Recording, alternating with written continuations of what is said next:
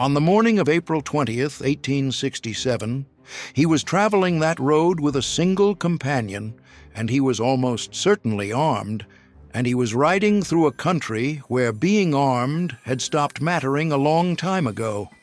What do you do when the thing you built turns out to be a door, and you cannot close it again? When you open a road through someone else's homeland, and the road starts a war? This is the story of the Bozeman Trail, and it is the story of a shortcut that cost more than anyone who ever walked it expected to pay. Welcome back to Western Pioneer Archives. The road you are about to follow was one of the shortest-lived and bloodiest wagon trails in the history of the American West, and it ended in something the United States government had almost never experienced and would rarely admit. Before we begin, if these forgotten corners of frontier history matter to you, take a moment to subscribe, because stories like this one survive only when people choose to keep them. And as you listen, ask yourself this: when a shortcut runs straight through another nation's hunting grounds, who exactly is the trespasser? Tell us in the comments. Now, back to the trail. To understand the Bozeman Trail, you first have to understand the desperation that built it and the geography that doomed it, because this is not, in the end, a story about a road. It is a story about a collision between a country distracted by its own bleeding, a fortune lying loose in the mountains of Montana, and several native nations who had no intention whatsoever of letting strangers cut a wagon road through the middle of their lives. In the early 1860s, the United States was tearing itself apart. The American Civil War had begun in April of 1861, when Confederate guns opened fire on Fort Sumter in the harbor at Charleston, South Carolina. The war had its roots in the long, bitter, unresolved national argument over slavery. And specifically, the historical record is direct about this, over the question of whether slavery would be permitted to expand into the western territories of the United States, or whether it would be contained, hemmed in, and left to die where it already stood. It is one of the quiet ironies sitting underneath this entire story. The West, the very ground the Bozeman Trail would try to cross, was not some far-off and unrelated place during the Civil War years. The political fight over the West's future was part of what set the whole country on fire in the first place. And once the fire was lit, for the next 4 years, the attention of the entire nation was nailed to the killing fields of the East. Antietam, Gettysburg, the long, grinding siege lines around Richmond and Petersburg. The fighting moved back and forth across Virginia and Tennessee and Maryland and Pennsylvania, year after year, in battles whose names would never be forgotten, and the casualty lists came back from those battles longer than anything the country had ever had to read before. The war would not end until the spring of 1865, and when the count was finally taken, it had left something on the order of 700,000 soldiers dead. By some counts more, by some counts a little less, but always, however it was measured, a staggering and almost unimaginable number. It was the deadliest war in American history, the bloodiest thing the country had ever done to itself, and while it raged, the West was very nearly an afterthought. A vast, half-governed expanse that the federal government could not afford to garrison properly, could not afford to think hard about, and simply could not afford to protect. The soldiers who might have manned the western forts were dying in Virginia and Tennessee. The money that might have built and supplied those forts was being spent on ironclads and railroads, and the bottomless appetite of the armies in the field. The officers who might have commanded a careful, patient frontier policy were earning their reputations and their wounds in the East. The whole machinery of the nation, its men, its money, its attention, its will, was pointed east at itself. And that meant the West, in those years, was a place where things could happen fast and happen hard. and happen with very little supervision from anyone in Washington who might otherwise have slowed them down. And yet the West was where the money was. Not the government's money, the people's, the dream money, the kind of wealth that did not care that there was a civil war on and would not wait for one to end before it pulled people toward it. In July of 1862, a man named John White found gold on Grasshopper Creek in the mountains of what would soon be organized as Montana Territory. Within months, there was a raw mining camp there called Bannock, a place that had not existed at all, and then existed, conjured out of the ground by the news of color in a creek. Then, in 1863, came an even richer strike at Alder Gulch, and the boomtown of Virginia City rose up out of the dust almost overnight. Saloons and assay offices and canvas tents and rough-cut log buildings, a whole town conjured into existence by the simple electric news that there was gold lying in the ground for anyone with the nerve to come and take it. This is the engine underneath the entire story, and it is worth being clear-eyed about how it worked. Gold pulled people the way nothing else on the continent could pull them. It did not pull them gently, and it did not pull them sensibly. It pulled them across deserts. It pulled them over mountains.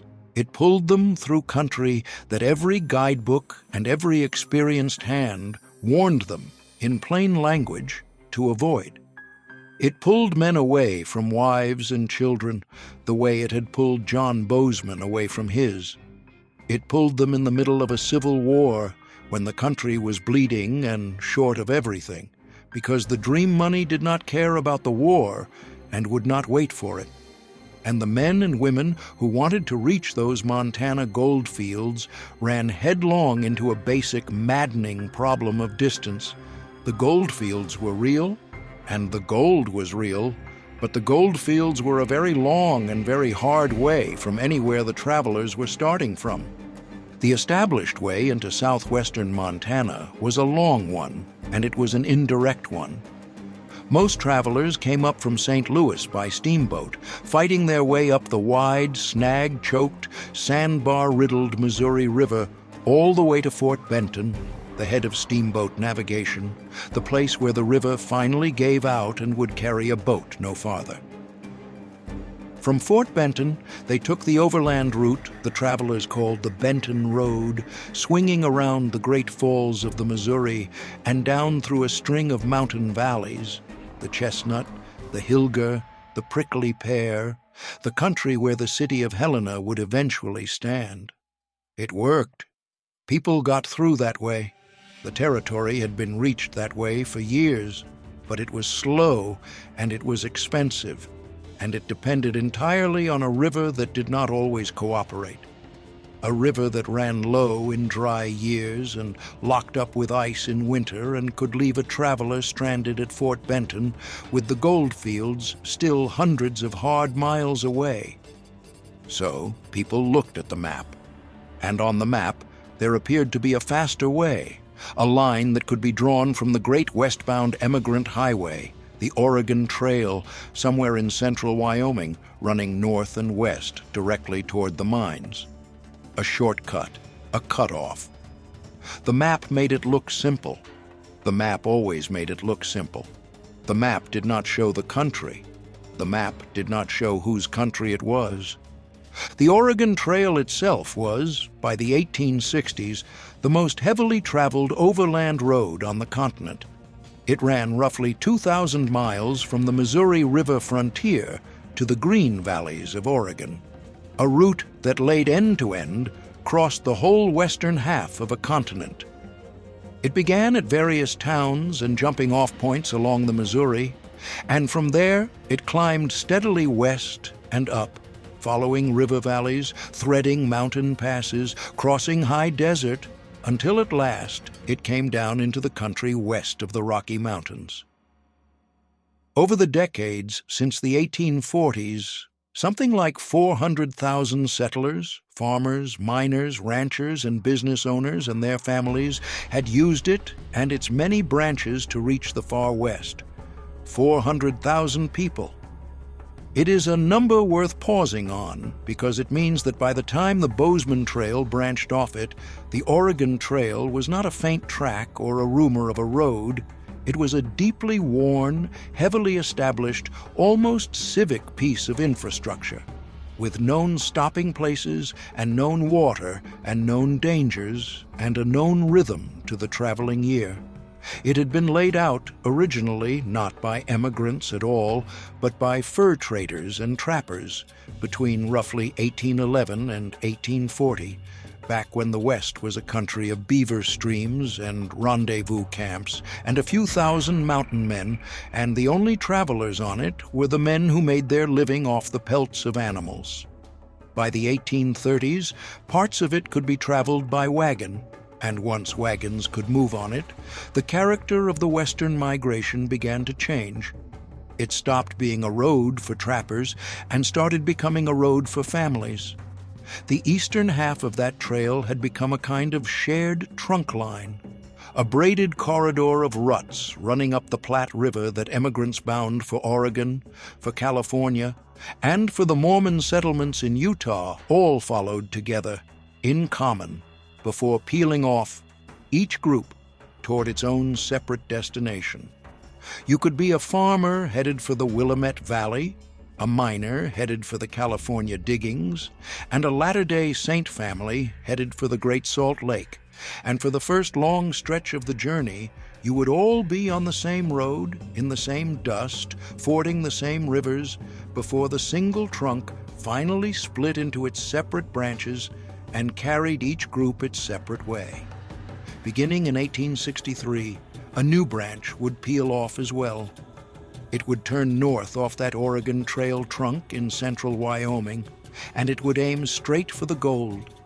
The man who would give that branch its name was not, by most surviving accounts, an especially admirable figure, but he was bold and he was observant.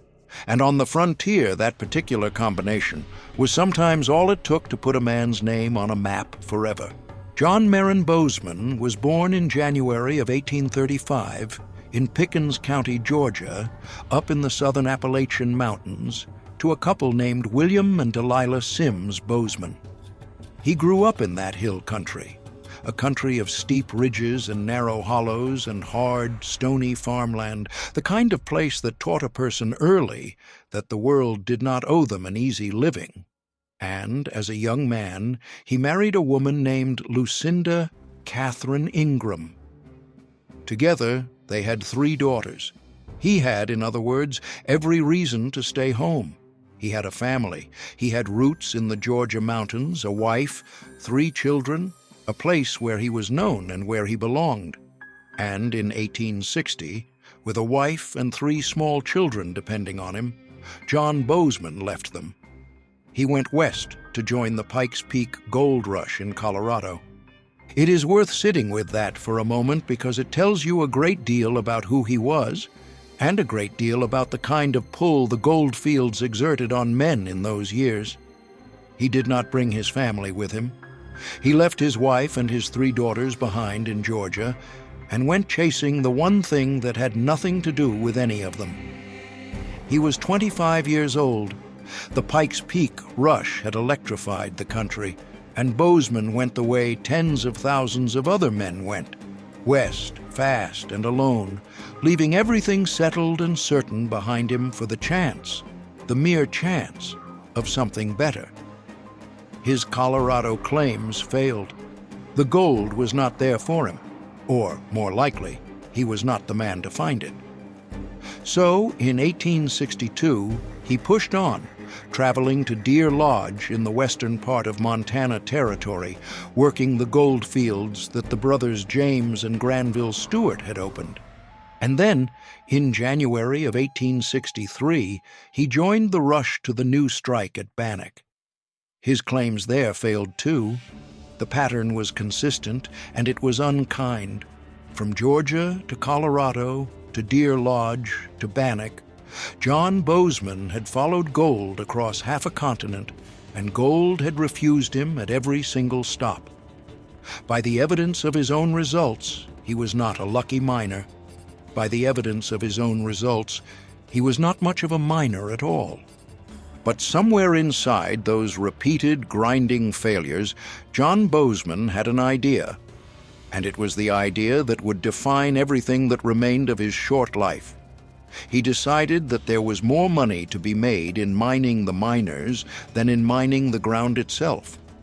The thousands of hopeful people pouring toward Montana, they all needed something. Above all, they needed a faster road. And a faster road would need a guide, and a guide could charge a fee, wagon by wagon, every season. And a guide did not have to gamble his future on what was or was not buried in some creek bed. So Bozeman found himself a partner, another unsuccessful Bannock prospector, a man named John Jacobs, and in 1863, the two of them set out to scout a direct route. They would find a way from the Montana settlements east to central Wyoming, where it could connect with the Oregon Trail, then the major passage to the west coast. Here is the part of the story that the trail's own name conveniently buries, and it deserves to be said as plainly as it can be said, because it is the foundation that everything else in this story rests upon. John Bozeman did not discover this route. He did not blaze it through trackless, empty, virgin wilderness. The corridor that he and Jacobs followed had been used for travel for centuries. It was a network of north-south trails that the native peoples of the northern plains had walked and ridden and hunted along since long, long before any Europeans set eyes on that country, since what the historical record simply calls prehistoric times. The National Park Service is blunt about it, with no hedging at all. Native Americans had been using the route as a travel corridor for centuries. What Bozeman and Jacobs actually did in 1863 was widen that ancient corridor. They improved it. They cleared it. They made it broad enough that the heavy, canvas-topped emigrant wagons of the gold rush could roll through where, before, only people on foot and pack animals and riders on horseback had passed. And the two of them were not even the first white men to map that ground. Captain William Reynolds had traced much the same country 4 years earlier on a mapping and exploration expedition for the United States Army's Corps of Topographic Engineers. The history goes further still. Many miles of what people would eventually come to call the Bozeman Trail through present-day Montana followed the tracks of the Bridger Trail, opened by the famous mountain man Jim Bridger in 1864.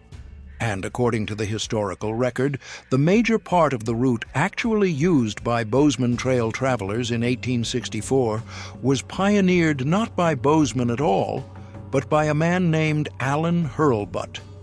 The trail bore John Bozeman's name, but the trail was not, in any honest sense of the word, John Bozeman's discovery. His name went on it the way names so often went on things in the West, because he was there, because he was loud about it, because he made it pay. What Bozeman and Jacobs did genuinely contribute was real, and it was the wagon road itself. They took an old corridor and made it usable for emigrant wagons, and the route they improved had genuine concrete advantages over everything that had come before it. It was more direct than any previous trail into Montana. It was better watered, and on the dry, wind-scoured northern plains, water was not a convenience. It was the difference between living and dying. The route left the Oregon Trail in central Wyoming, skirted the eastern front of the Bighorn Mountains, crossed several rivers, including the Bighorn, and then climbed up through mountainous terrain into western Montana, running along the eastern face of the Rockies, north toward the Yellowstone River, and over the pass that would also, in time, take Bozeman's name. On paper, it was a gift to anyone bound for the goldfields. Shorter, wetter, more direct, on paper. But the trail had one drawback, and the drawback was the entire story. The Bozeman Trail ran directly through the heart of the Powder River country. And the Powder River country was not empty land. It was not unclaimed land. It was some of the richest hunting territory on the entire northern plains. Buffalo country, prized country, the kind of land whose value did not need to be explained to anyone who actually depended on it to live. And it was promised. It was by treaty, somebody's. This is where the history gets genuinely tangled, and it is worth slowing all the way down here because the simple version of this story, the version that gets repeated most often, is wrong. And the truth is both more complicated and far more interesting than the simplification. When people tell the story of the Bozeman Trail, they usually say something like this: the trail cut through land that the United States had guaranteed by treaty to the Lakota Sioux. That is the shorthand. And the reality, according to the historical record, does not quite fit the shorthand. Under the Fort Laramie Treaty of 1851, most of the country that the Bozeman Trail would cross had been recognized by the United States as the territory of the Crow Nation. Not the Lakota, the Crow. The Crow held the treaty right to that ground. They had called it their homeland for decades. For generations before any wagon road existed there, that expanse had been busy with Crow people and with white trappers and traders moving among them. By the letter of the treaty that the United States itself had signed and put its name to, the Powder River country was Crow country. But a treaty written on paper and power held on the ground are two very different things. And during the 1850s, the gap between those two things opened wide. Three other powerful nations, the Lakota, the Cheyenne, and the Arapaho, pushed westward into the western Powder River area. They were, in the long view of the plains, relative newcomers to that particular country. And in a series of what the sources describe as large-scale battles, they took it. They won the buffalo-rich land away from the Crow, who had held it, in fighting that the record places around the year 1860. So, by the time John Bozeman widened his wagon road through it in 1863, the southeastern part of the old 1851 Crow domain had effectively changed hands. It had been converted by conquest into new country held by the Lakota and their allies, the Cheyenne and the Arapaho. This matters. It matters in a way that is uncomfortable for every neat version of this story, and the standards of honest history require facing it squarely rather than smoothing it over into something simpler. The strikes and the attacks that were coming, the war that was coming, would look like, and would in very real ways genuinely be, a great Lakota war fought to defend their land. And it was that. No honest telling can take that away from it, and no honest telling should try. But it was also, as one historian put it directly, the defense of a territory that the Lakota and their allies had themselves dominated for only a few years, land won recently from other tribes, and now being held against both those tribes and against the advancing pressure of white settlement. In 1866, when Red Cloud and his alliance of Lakota, Cheyenne, and Arapaho fought for the Powder River country, they were fighting for a territory they had dominated for only a few years.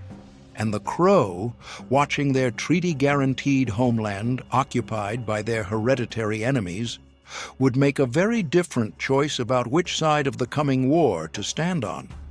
There was no simple, single, rightful owner standing against a single, clear invader. There was contested ground.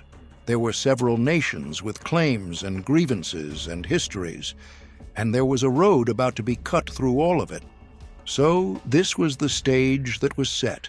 A direct, well-watered shortcut to a fortune in Montana gold laid straight across contested hunting country, claimed by treaty by one nation, held by conquest by others, and wanted, suddenly and intensely and all at once, by thousands of strangers with wagons and oxen and children and optimistic guidebooks. What was trying to kill the people who traveled the Bozeman Trail? The honest answer is very nearly everything. The distance itself was a killer. What looked short as a clean straight line on a map became, on the actual broken ground, a journey of around 8 weeks across hilly, undulating, punishing terrain that bore no resemblance whatsoever to the tidy line in the imagination. 8 weeks, 2 months of waking before dawn, of yoking oxen with cold hands, of walking — most emigrants walked to spare the animals — of fording, of climbing, of making and breaking camp, of watching the same dust rise off the same wagons day after day after day.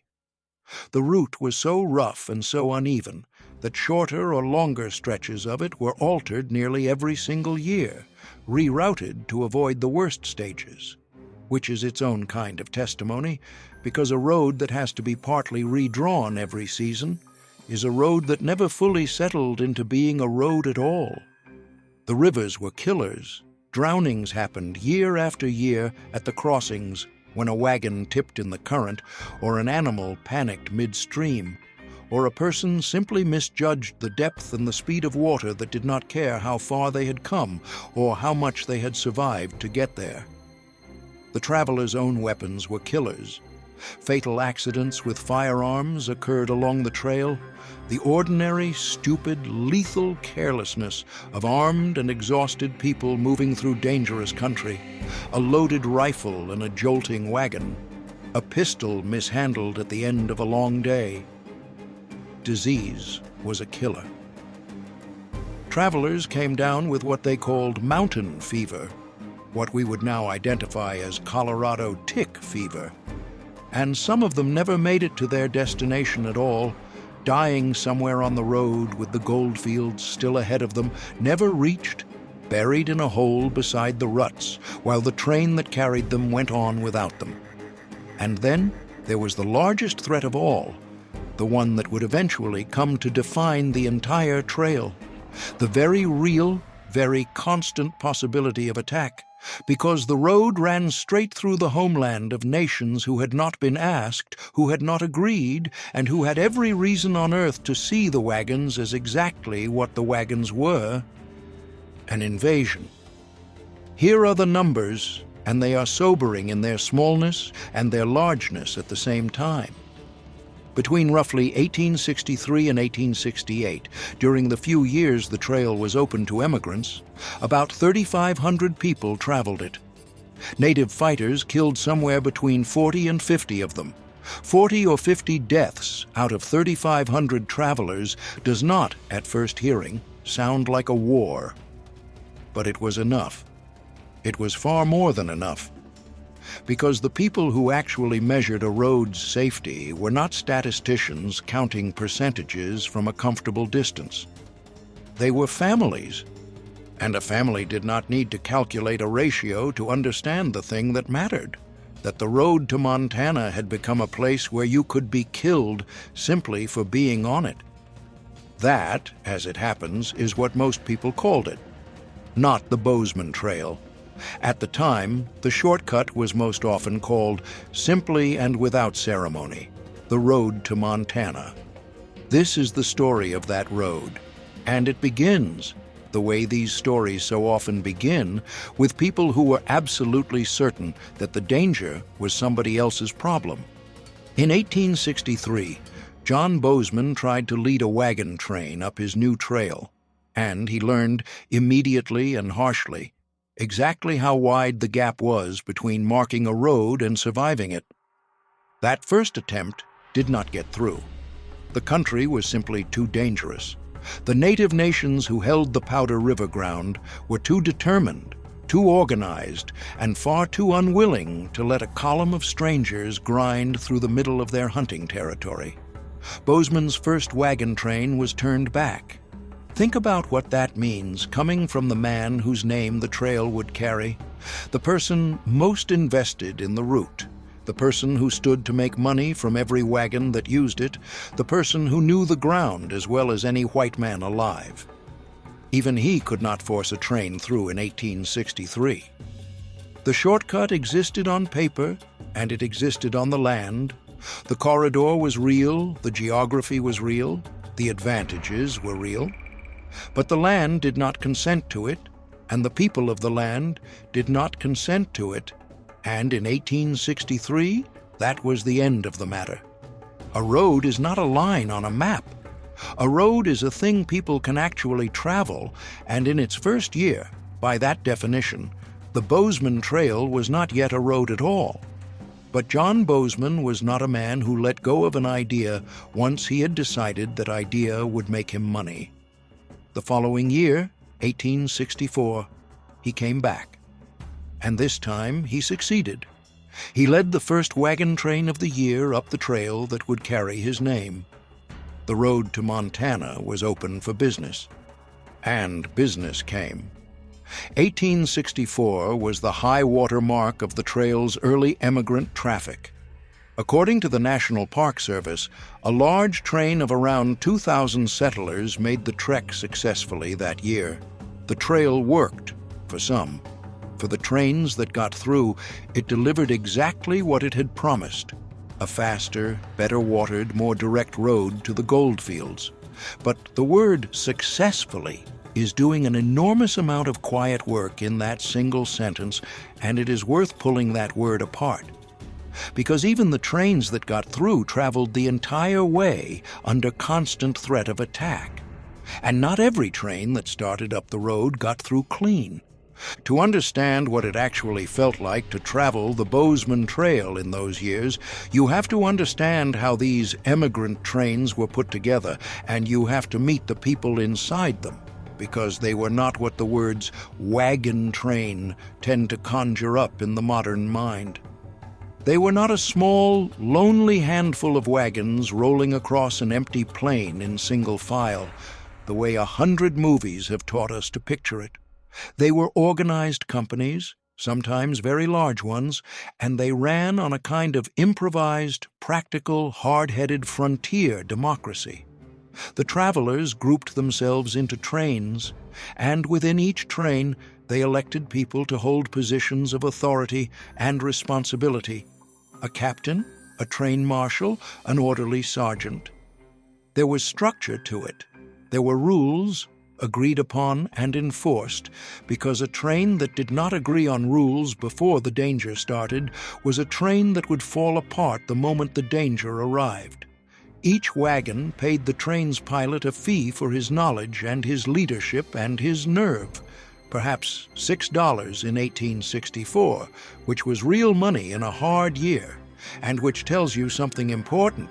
The pilot was a professional, and his knowledge of the country was a thing of value, a thing worth paying for, because the people paying understood that the alternative to paying for that knowledge was traveling without it. And many of the travelers had prepared for the ordeal ahead, the way travelers had prepared for the overland trails for 2 decades, by reading a guidebook. The popular one for this route was written by a man named John Campbell, and it was the kind of optimistic emigrant handbook that told you the journey was difficult but achievable, manageable, survivable, if you only kept your nerve, packed the right supplies, and did not lose your head when the country turned hard. It is worth picturing that a family in Wisconsin or Iowa, in the lamplight, the winter before the journey, reading Campbell's confident sentences aloud to one another, planning the supply list, measuring the risk against the page. The guidebook made it sound like a thing that could be done, and it could be done. But the guidebook was a thing of paper, and the country was not. And these were not, in those early years, only single men chasing gold. This is one of the details that changes the entire texture of the story, and it deserves to be sat with. Every 5th person crossing the plains by way of the Bozeman Trail was a woman or a child. 1 in 5. Families were staking everything they owned and everyone they loved on this road.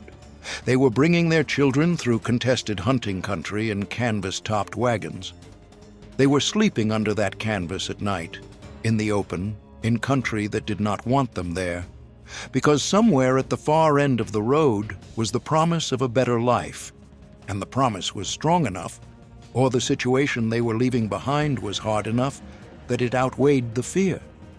Over time, as the trail matured, its character would shift.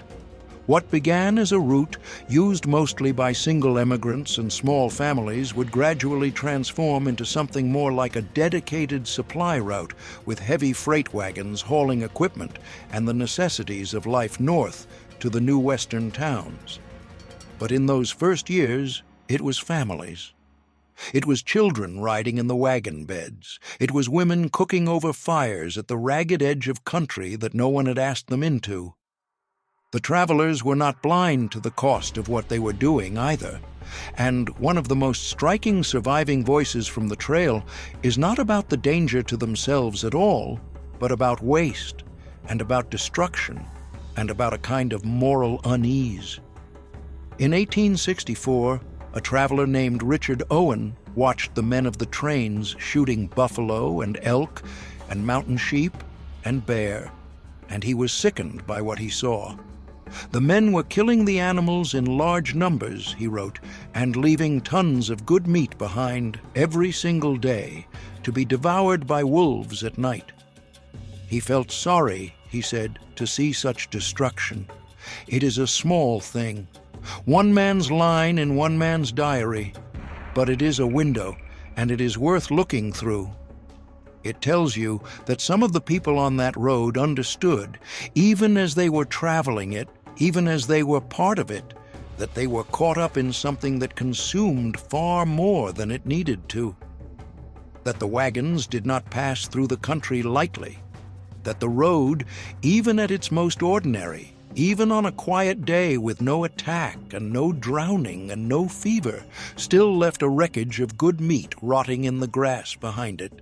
One of those early trains tells the story of the trail's danger better than any number, any statistic, any general statement ever could. It was led by a man named Absalom Austin Townsend, Captain A. Townsend of Wisconsin.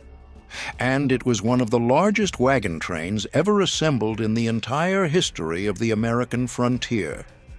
Townsend was not a young adventurer with stars in his eyes and nothing to lose. By 1864, he was 53 years old, and he had already lived through several lifetimes' worth of the American frontier. He had been born back in 1810 in Sussex County, New Jersey.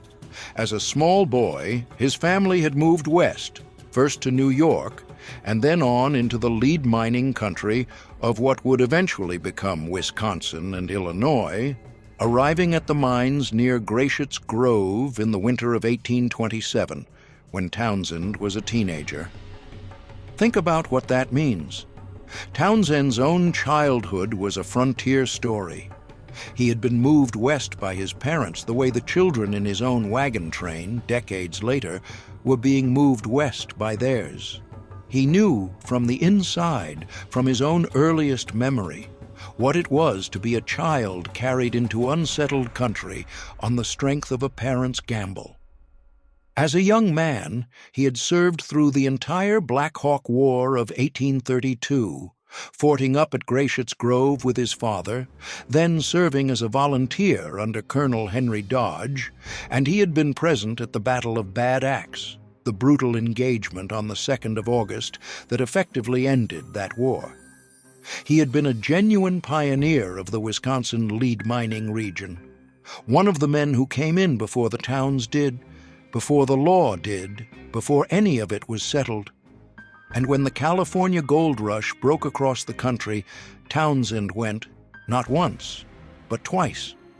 In the spring of 1849, he fitted out a train of 12 ox-drawn wagons and a company of men and took the overland route to California, leaving in April and arriving in September.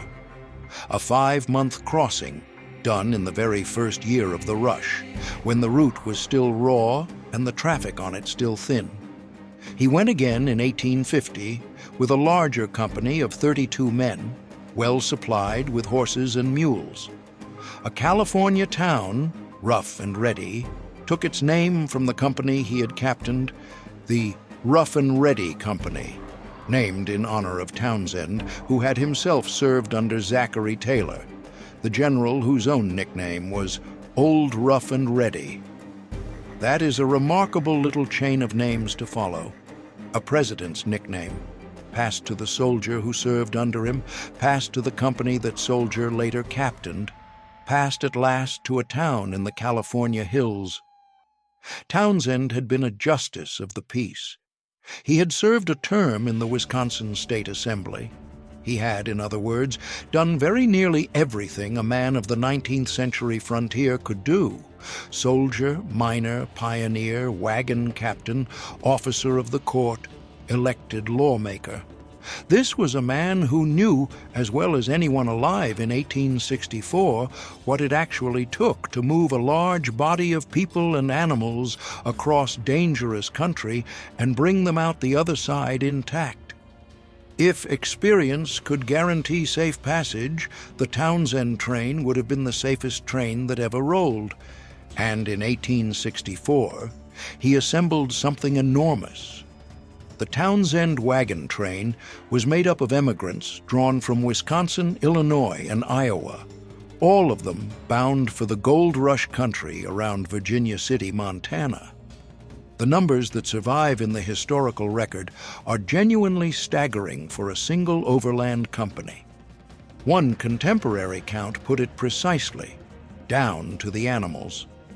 150 wagons, 375 men, 36 women, 36 children, and 636 oxen. Other accounts round the figure to over 400 people and more than 150 wagons. By any measure available to history, it was one of the largest wagon trains ever to roll west. Not a column so much as a moving town strung out for miles along the trail. A whole community on wheels with its own elected officers and its own internal order and its own daily life. Picture the logistics of it for a moment. 636 oxen need grass every day and water every day, and the column has to stop where that grass and water can be found. 150 wagons in single file on a narrow track stretch out so far that the people at the front and the people at the back are traveling, in effect, in different places, on different ground, in different weather. 400 people means 400 people's worth of cooking and sickness and quarrels and exhaustion and fear every single day for 2 months. It was not a simple thing Townsend was doing. It was the management of a small migrating society. They had followed the same Oregon Trail that Townsend himself had traveled in his California years, the familiar trunk road up the Platte that he knew from 2 previous crossings, ground he had seen before, ground that, however hard, at least held no surprises for him. And then, in Wyoming, they had turned off it, onto the Bozeman Trail, the route John Bozeman had marked just the year before. That was the moment the journey changed, the moment they left the known road for the new one. The Townsend wagon train was only the 3rd such train ever to attempt the Bozeman Trail. Bozeman had led the first of the year, and the Townsend train was the 3rd one down the road, which is to say, they were traveling a route so new that it had been used before them only twice. On July 7th, 1864, near the Powder River, in the country near what is today Casey, Wyoming, the Townsend wagon train was attacked. The native fighters who struck the train did so for a reason the record states without any ambiguity whatsoever. They were upset that these strangers were entering their hunting lands. That was the grievance. That was the entire cause of it. There is no need to reach for a more complicated explanation because the record does not offer one and does not require one.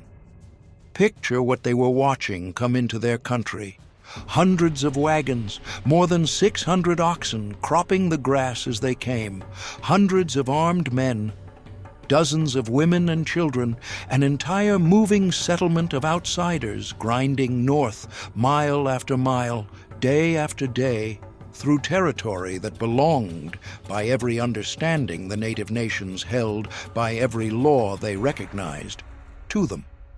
And the Townsend train was not the first. It was the third of the year, and behind it the record promised more. And more after that, season upon season, each one larger than the last. It was not a mystery why the attack came. From the native point of view, the only real mystery would have been why it should not have come. Why a people should watch an invasion roll through the heart of their hunting grounds and do nothing at all to answer it. The fight that followed produced casualties on both sides. We do not have a tidy, minute-by-minute account of every moment of the Townsend wagon train fight, and the honest thing to do is to say so plainly rather than to invent one. The historical record does not hand us the kind of blow-by-blow narration that a dramatist would want, and where the record is thin, the responsible thing is to be honest about the thinness rather than to fill the silence with imagination. This is a discipline worth keeping, on this channel especially. When the sources go quiet, we go quiet with them, and we do not manufacture detail to cover the gap. But what the record does give us is the shape of the thing, and the shape is more than enough. A column of 150 wagons strung out for miles across difficult, broken terrain, the most vulnerable possible formation, a line too long to defend all at once, a line whose front did not know in real time what was happening to its rear. A sudden attack, men scrambling for their weapons, the train forced to fight hard for its own passage through the country. And when it was over, several deaths had occurred on both sides of the battle. Emigrants dead, and native fighters dead, left behind in the same stretch of Powder River country, killed in the same brief violence, over the same question of whose road this was. Among the people traveling in the train was a man named Benjamin W. Ryan, who kept a trail diary as he went, a handwritten journal of the whole journey. And it is partly through Ryan's diary that we know the Townsend train's story at all, including the precise date that the journey finally ended. It is worth noticing how often it comes down to that in this history, to a single person with a pencil and the habit of writing the day down. Richard Owen and the wasted buffalo meat, Benjamin Ryan and the date the train reached the gold. The record of the Bozeman Trail survives, in pieces, because some of the people on it chose to write, because the Townsend wagon train did, in the end, get through. After the fight on the Powder River in early July, after weeks more of hard travel up the broken, watered, mountainous route, past the Bighorns, across the rivers, into the Montana high country, the train reached Virginia City, Montana, on August 25, 1864. They had made it. The road to Montana had delivered them, battered, bloodied, but alive, to the gold. But look hard at what the Townsend story actually demonstrates, because it is the hinge the whole first half of this history turns on. This was not a small, isolated, helpless party caught alone and unprepared out on the open plains. This was one of the largest and best organized wagon trains in the entire history of westward migration, led by a man with 3 previous overland crossings behind him and an entire war's worth of frontier experience in his bones. 375 men, and it still had to fight a pitched battle to get through the Powder River country. It still left dead behind it in the grass. So, if a train of that size, with that leadership, with that much organization and that many armed men, could not pass through the country without bloodshed, then what exactly did that mean for everyone who came after it? For the smaller parties? For the families with fewer guns and less experience and no Captain Townsend at the head of the column? It meant that the trail, as a road for ordinary people, was already living on borrowed time. The Townsend train got through. But the getting through had been a battle, and a battle is not a road. A battle is a warning, and the attacks did not stop with Townsend's train. They did not even slow down. From 1864 through 1866, raids on white travelers along the corridor increased, and the word the sources use for the increase is dramatically. The native nations whose land the trail crossed were not staging scattered, random, isolated incidents that a careful traveler might hope to avoid. They were mounting a sustained, organized, deliberate resistance to an invasion of their hunting grounds. A coordinated campaign with a clear and consistent purpose. And over those 2 years, the cumulative consequence of that campaign was simple, and it was total. Travel along the corridor came to a complete halt because of numerous raids by a coalition of tribes. The shortcut to the gold fields, the road that had looked so clean and so simple and so obviously sensible as a line drawn on a map, had become a place that ordinary people could no longer safely go at all. That left the United States government with a decision to make. And it is at exactly this point that the Bozeman Trail stops being a story about emigrants and gold and becomes a story about war. The government's response did not begin, at first, in the Powder River country at all. To understand how the United States came to fight a war over the Bozeman Trail, you have to first understand the pattern that war grew out of. And that pattern had been building all across the West for years before the first wagon ever rolled up Bozeman's road. It was the same pattern everywhere, fed by the same root cause, the collision between people who needed the land's resources simply to stay alive, and a flood of newcomers who consumed those resources without permission, without payment, and very often without a single thought. And one of the earliest and ugliest and most revealing expressions of that collision happened not on the Bozeman Trail at all, but in the deep, killing cold of southeastern Idaho. It belongs in this story for 2 reasons, and both of them matter. The first is that the officer who carried it out would, within 2 years, be sent directly into the Powder River campaign.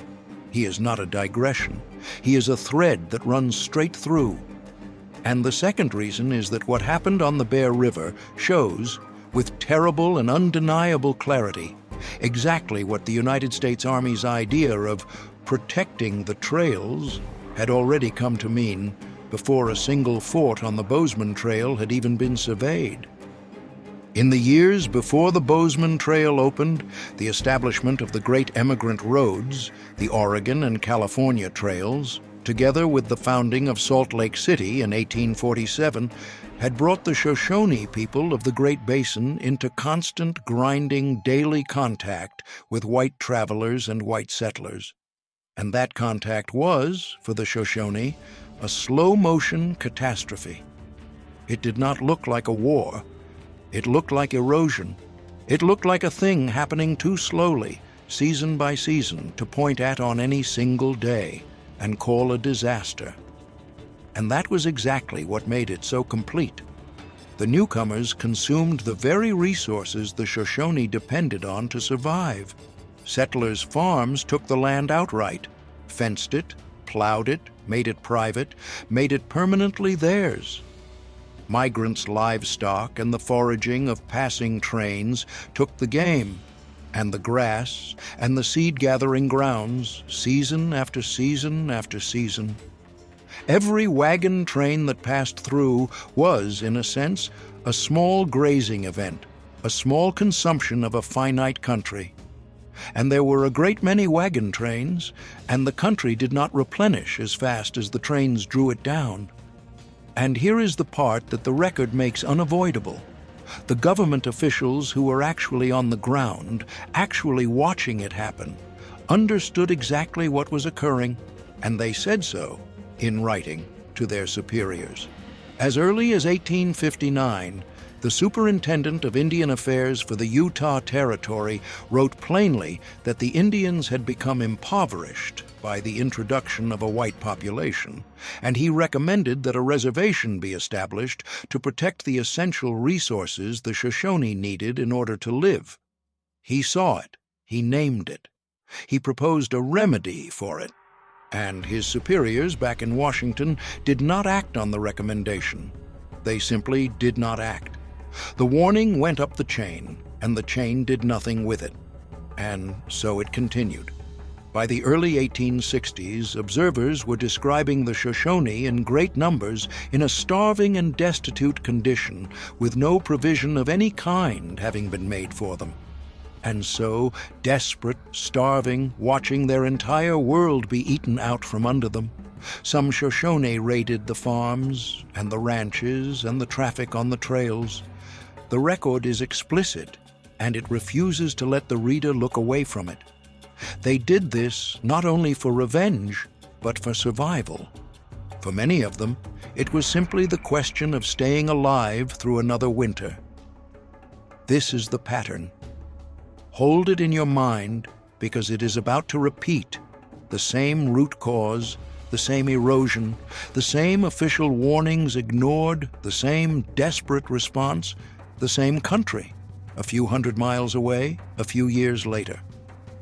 When the Civil War began in 1861, President Lincoln grew worried that California, which had only recently become a state, might somehow be cut off from the rest of the Union. The fear was not unreasonable. California was the western anchor of the country, the source of a great deal of gold, and it was connected to the east only by long, thin, vulnerable threads, the overland mail routes, the wagon roads, the lines of communication that ran across 2,000 miles of half-governed country. If those threads were cut, California could be effectively severed from the nation in the middle of a war for the nation's survival. So Lincoln ordered regiments raised from the population of California itself to protect the mail routes and the communication lines of the West. Command of one of those forces, the 3rd California Volunteer Infantry, went to Colonel Patrick Edward Connor, an Irish-born officer who was placed in charge of California volunteers and ordered to move his men to Utah to protect the overland routes and, as the orders put it, to keep the peace in the region. Keep the peace. Hold those 3 words up against what was about to happen, because the distance between the order and the act is the whole point. And in the bitter, lethal cold of January 29, 1863, on a morning so cold that the soldiers' whiskey rations had frozen solid in their canteens overnight, a morning when the temperature may have stood at 20 degrees below zero, cold enough that the act of marching was itself dangerous, cold enough that the country itself was trying to kill everyone in it, Connor led a detachment of those volunteers in an attack on a Shoshone winter encampment on the Bear River in what is now Franklin County, Idaho. The Shoshone in that camp were wintering, gathered in the season when plains and basin peoples gathered, sheltering against exactly the cold that Connor's men had marched through to reach them. What happened on the Bear River that morning was not a battle. It is important to be precise about that, because the words we use to describe a thing's shape whether we are willing to look at it. It was not a battle in any meaningful sense of the word. It was a massacre. Connor's soldiers killed an estimated 250 to 493 Shoshone children, women, and men at their winter camp, in the snow. Sit with the width of that estimate for a moment. 250 at the low end, nearly 500 at the high end. The range itself is a kind of testimony. When the dead cannot be counted closely, when the best the record can do is a number that swings by more than 200 souls, it tells you something about the totality of what happened in that camp. 21 of Connor's soldiers died. Set those two figures beside each other. 21 on one side, and somewhere between 250 and nearly 500 on the other. and the shape of the morning is plain. Some sources describe the Bear River Massacre as the largest mass killing of Native Americans by the United States military in the entire history of the nation. The largest. Not one of the large ones. By some accounts, the largest there ever was. The Shoshone chief who had led the camp's defense, a man named Bear Hunter, was killed. But the chief named Sagwitch survived. Shot twice in the hand, his horse shot out from under him. He escaped down into the Bear River itself and floated under the brush near a hot spring until nightfall, and he lived. Picture that. A man in the freezing river, hidden under the overhanging brush, the water near a hot spring, perhaps the only thing keeping him alive, waiting out the daylight while his community was destroyed above him on the bank. And he lived. He gathered the survivors afterward. He built a fire to warm them. He kept what was left of his community alive. The people who survived that morning carried its memory forward into everything that came after. There was no way they could not. And Patrick Edward Connor, the man who had carried it out, was treated as a hero. According to the newspaper accounts of the time, Connor and his California volunteers were welcomed back as heroes, both at their post and by their community back in California. Connor was promoted to the permanent rank of Brigadier General and then given a brevet promotion to Major General. The morning in the snow did not end his career. It made it, and he would spend the rest of the Civil War campaigning against Native nations across the American West. Hold on to that name, Patrick Edward Connor, because the government was about to point him directly and deliberately at the Powder River country. By 1865, the raids along the Bozeman Trail, together with the broader pattern of attacks on the overland mail routes, the wagon trains, and the military posts all across the West, had become impossible for the government to ignore any longer. Major General Grenville Dodge, who had assumed command of the Department of the Missouri, ordered a punitive campaign. Its stated purpose was to suppress the Cheyenne, the Sioux, and the Arapaho, who had been raiding the overland routes, to find them and to punish them. And Dodge gave the tactical command of that campaign, the operation that would be called the Powder River Expedition, to Brigadier General Patrick Edward Connor. The Powder River Expedition of 1865 was a large, ambitious, complicated affair, a multi-pronged campaign involving some 2,600 soldiers, civilians, and native scouts. The plan was for 3 separate columns of soldiers to descend on the Powder River country of Wyoming and Montana, converge, unite, and then, in the cold and explicit language of the orders themselves, make vigorous war upon the Indians and punish them so that they would be forced to keep the peace. Connor was in overall command of the whole expedition, and he personally led its westernmost column, the left prong of the 3. His own column was a mixed force, and the makeup of it matters to the story. He had regular soldiers, 6 companies of the 6th Michigan Cavalry, a company of the 7th Iowa Cavalry, 2 companies of the 11th Ohio Cavalry, something close to 380 soldiers under his direct command. He had civilian guides and teamsters, nearly 200 of them, and the chief of his guides was the old mountain man Jim Bridger, a man who had been moving through this country since the fur trade days, who had been one of the first to widen trails through it, who knew it better than almost any other living person, white or native.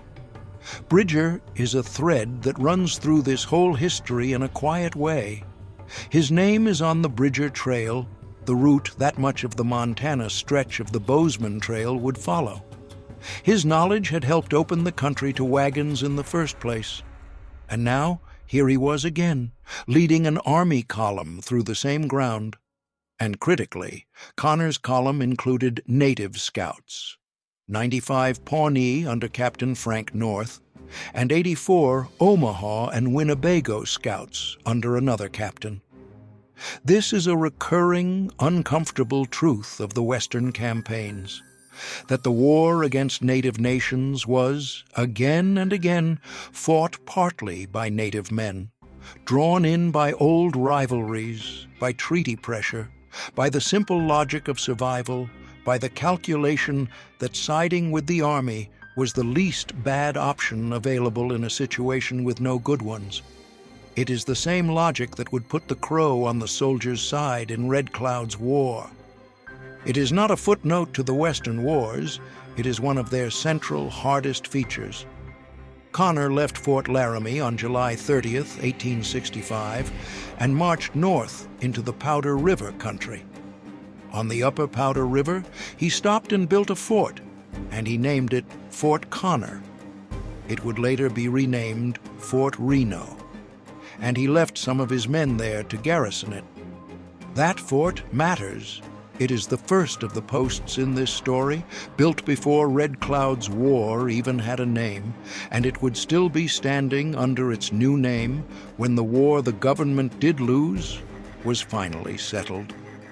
Then he marched on, deeper in, and then Jim Bridger saw smoke. It was the smoke of a native village somewhere off to the west, the thin column of it rising over the country the way camp smoke does. Connor sent Frank North and two of the Pawnee scouts ahead to find it. On August 28th, the scouts came back with their report. They had found the village. It lay about 35 miles west of Connor's force. It was an Arapaho village, its people led by chiefs the records name as Black Bear and Medicine Man, and it held about 500 inhabitants. Connor moved fast. He stripped his command down to its most mobile elements, about 200 soldiers, and he took 2 mountain howitzer cannon and roughly 70 of the native scouts.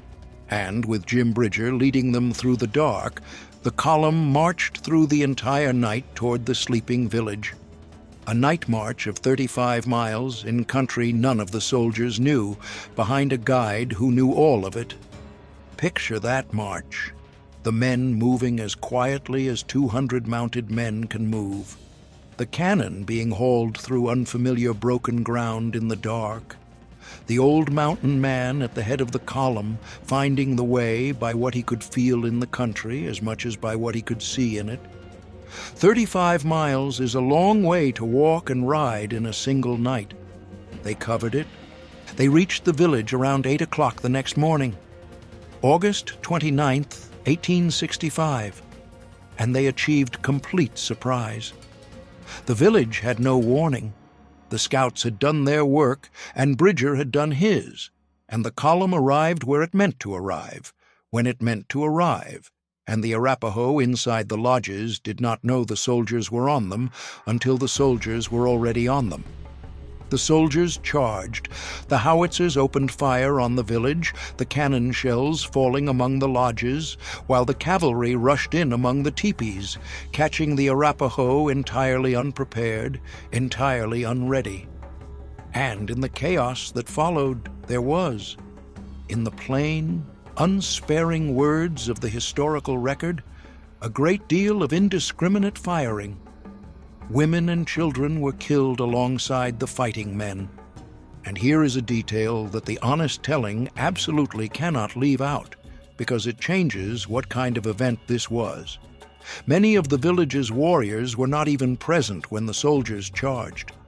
They had gone off on a raid against the Crow along the Bighorn River, which is itself a small window onto the larger truth of this country, that the native nations were not a single block but a set of distinct peoples with their own old quarrels, and that the Arapaho and the Crow were already at war with each other long before any United States cannon was hauled into their country in the dark. The village they had left behind held mostly old men and women and children. The few able fighters who were there put up what defense they could manage, falling back about 12 miles up Wolf Creek, fighting a retreating action the entire way, covering the flight of the women and children as they ran for their lives. Most of Connor's soldiers stayed behind in the village to loot it and to burn it. Connor himself, with about 30 of his men, pursued the retreating Arapaho up Wolf Creek, until the Arapaho turned and counterattacked, and Connor, his horses spent and blown from the long night march and the fight, was driven back to the village. The soldiers there completed their work of destruction. They burned the lodges. They burned the winter food stores, the supplies the village would have needed to survive the coming cold. And in the early afternoon, they abandoned the wrecked village and started back toward their own lines, driving more than 500 captured horses before them, harassed the whole way by the Arapaho fighters trying to recapture the herd. By 3 o'clock the next morning, the soldiers were back at their starting point. They had covered more than 70 miles and fought a battle in less than 36 hours. This was the Battle of the Tongue River, sometimes called, after its commander, the Connor Battle. Connor claimed that his force had killed 63 Arapaho fighters and wounded many more. But the truth, as the historical record itself acknowledges, is that a large number of those casualties were Arapaho women and children. On Connor's side of it, 2 men were killed and 6 were wounded. And here is what the Battle of the Tongue River actually accomplished, which is the part that matters most, and the part that points the way directly toward everything that followed. It did not break the resistance.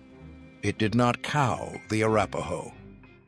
The record says it plainly, without softening. The Arapaho were apparently not cowed by the destruction of one of their villages. Read that sentence the way the people of 1865 should have read it, and could not, or would not. The United States Army had just done the most violent thing it knew how to do. It had marched a punitive column into the country, found a village, and destroyed it, burned the lodges, burned the winter stores, killed dozens, scattered the survivors into the hills. And the response of the Arapaho was not surrender. It was not negotiation. It was not the broken, frightened compliance the whole campaign had been designed to produce. 2 days later, they killed a captain who was commanding a military escort. The day after that, on September 1st, 100 or more Arapaho attacked a well-armed wagon train of 60 ox wagons and held it under siege for 2 full weeks until Connor's soldiers finally arrived to rescue it. 2 full weeks. A well-armed train pinned in place, unable to move, for 14 days, immediately after the army had supposedly delivered the blow that would end the resistance. The Powder River Expedition, 2,600 men, 3 columns, the full punitive weight of the United States Army in the West, the very man who had carried out the Bear River Massacre, now riding at the head of it, had marched into the Powder River country, burned a village full of old men and women and children, and the war was not 1 single inch closer to being over. If anything, it was closer to truly beginning. The campaign had been built on a theory, and the theory was simple, that enough violence, delivered hard enough, would break a people's will to resist. The Powder River country was about to spend the next 3 years proving that theory wrong, because the next phase was coming, and the next phase had a name that the United States Army would not be permitted to forget. In 1866, the Civil War was over.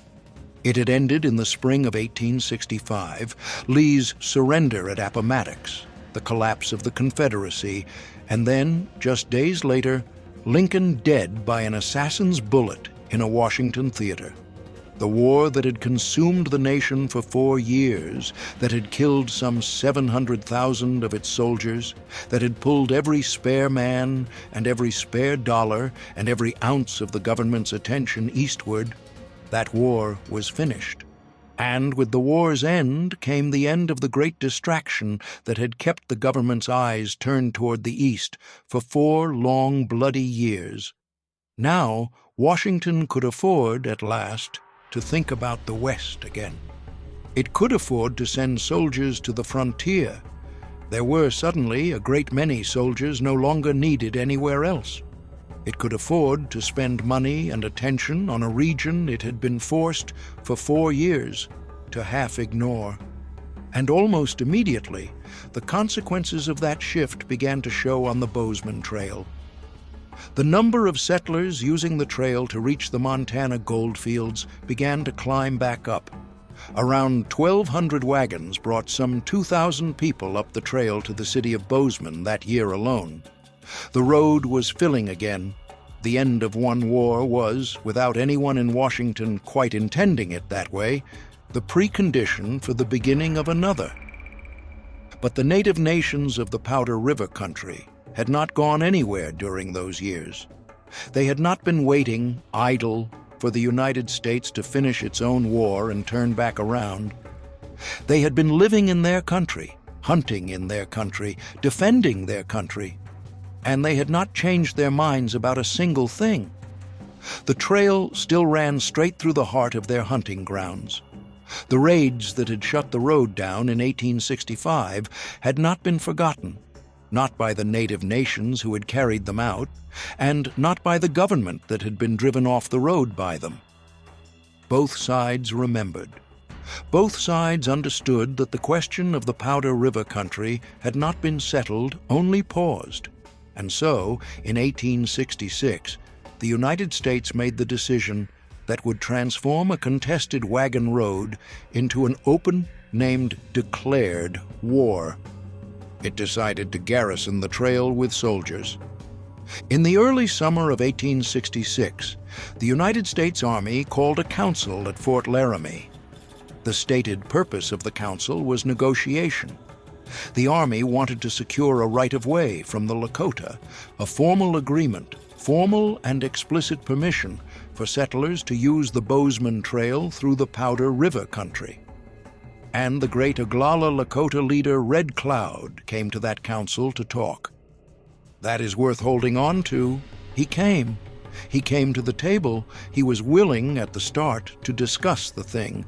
But while the talking was still going on, while the council was still in session, while the negotiation over the right-of-way was still unfinished, Red Cloud learned something that ended the entire negotiation before it could possibly conclude.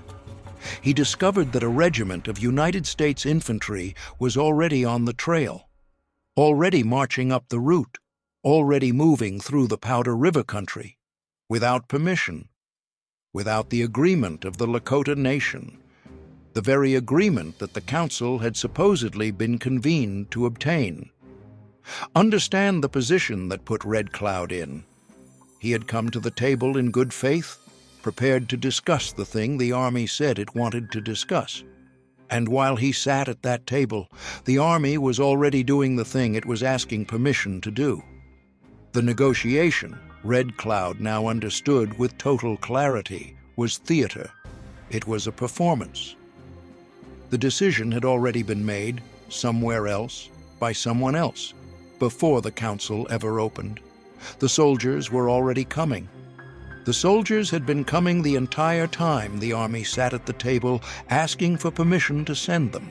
The council was not a negotiation. It was a courtesy, and not even a sincere one. Red Cloud was outraged, and he walked out of the council, and with that, with the great leader's back turned and the council collapsing behind him, Red Cloud's war began. It is worth marking that the war takes its name from the man who walked out of a peace council, that the United States itself named this war after the Lakota leader, the way it would name the 3 forts after its own dead. The name is an admission built right into the language of the history.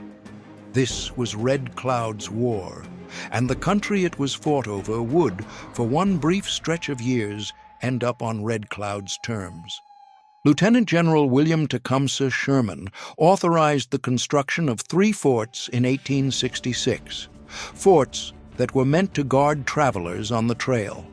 The Army built them, strung out along the route, running from south to north: Fort Reno, Fort Phil Kearny, and Fort C.F. Smith.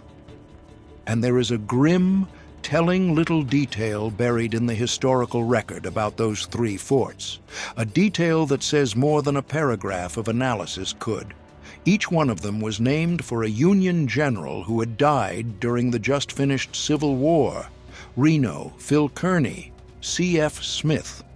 3 men who had been killed in the Great War in the East, their names now carried west and fixed onto 3 log strongpoints on a wagon road through the Powder River country. The trail had become a military road, and even its way stations were monuments to dead men. The forts were named for the cost of one war, and they were built to fight the next. Colonel Henry B. Carrington was given the job of building the line and holding it.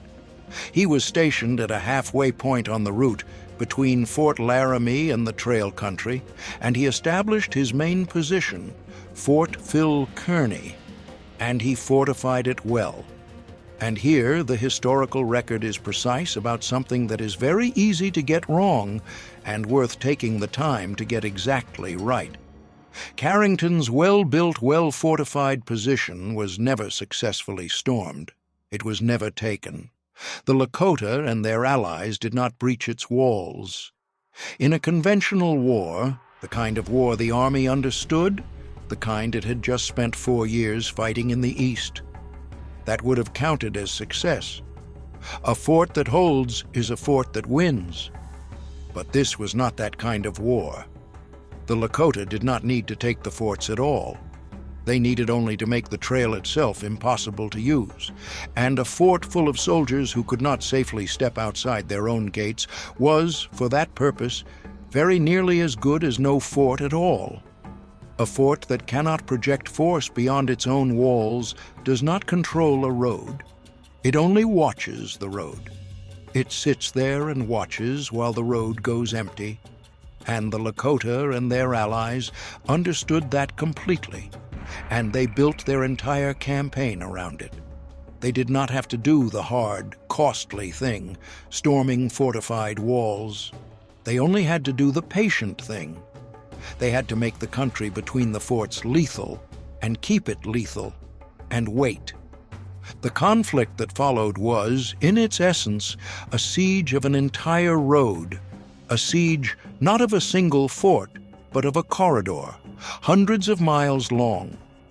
Under the leadership of Red Cloud, the man the United States named the whole war after, raids and ambushes were carried out against soldiers, against civilians, against supply trains, against, in the words of the National Park Service, anyone brazen enough to attempt the trail at all.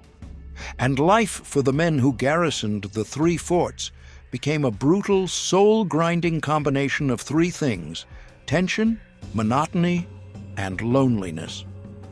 Consider each of those, because together they describe a particular kind of slow ruin.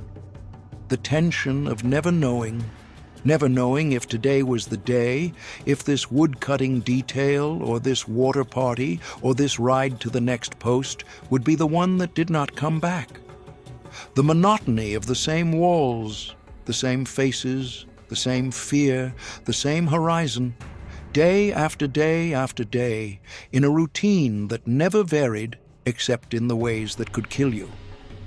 And the loneliness of being a small cluster of men in an enormous country that did not want them in it, cut off from home, cut off from news, cut off, in the case of the northern forts, very nearly from each other. The morale of the garrisons collapsed under the weight of it.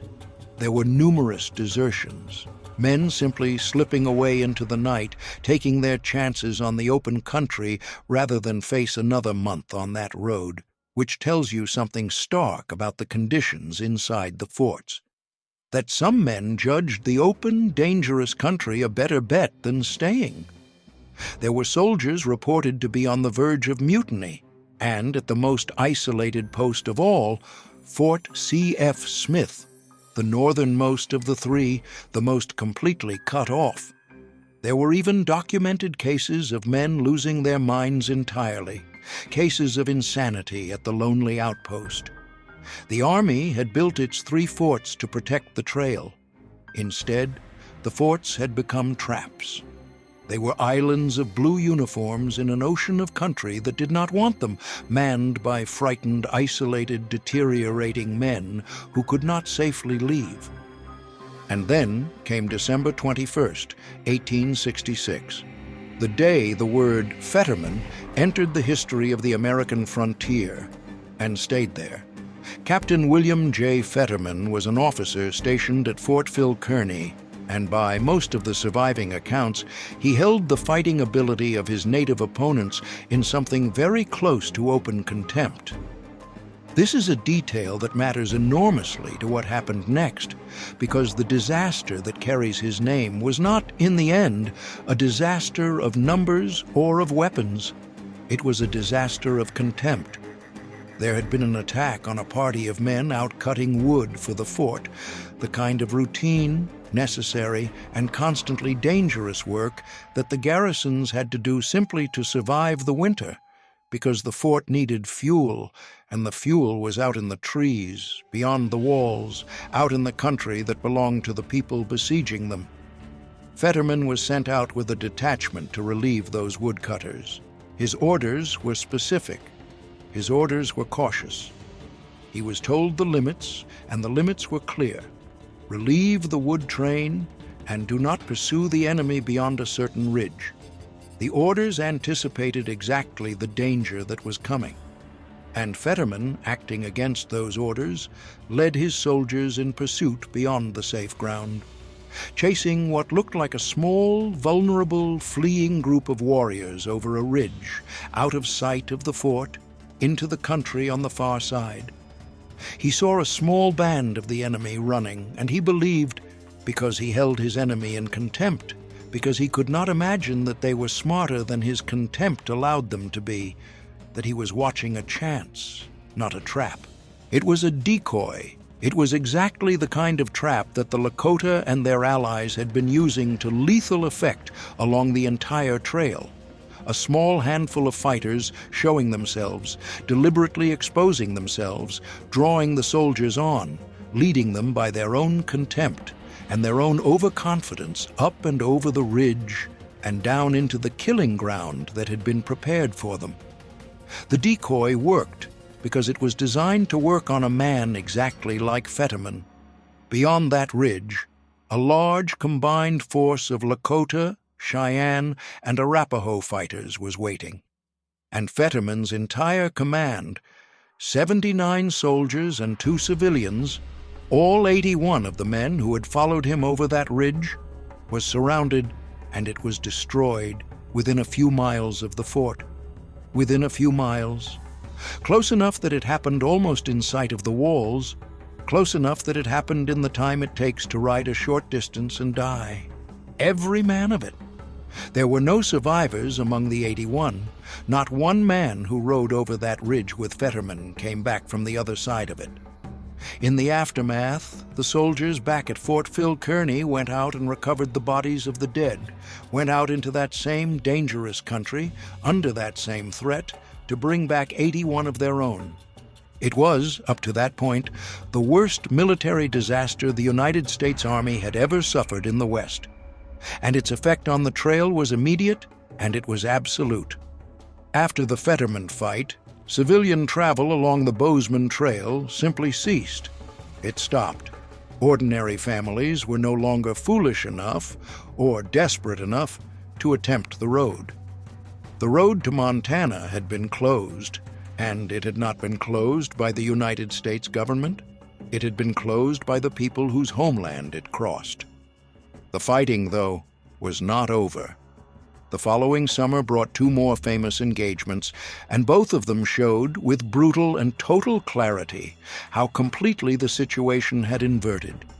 How the soldiers, the supposed protectors of the trail, had become the besieged, the surrounded, the hunted, the ones now fighting simply to survive a single afternoon on a road they could not use.